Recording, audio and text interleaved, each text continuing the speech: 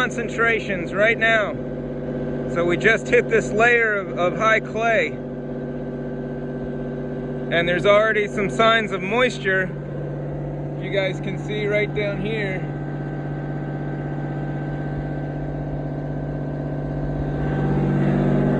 So it started out as a small spot, and it's gotten a very large moist spot is coming up, so that's a good sign. Hopefully there'll be some water in here with the next rainfall or the next big storm we have. So I'm gonna keep digging. You guys have a good day.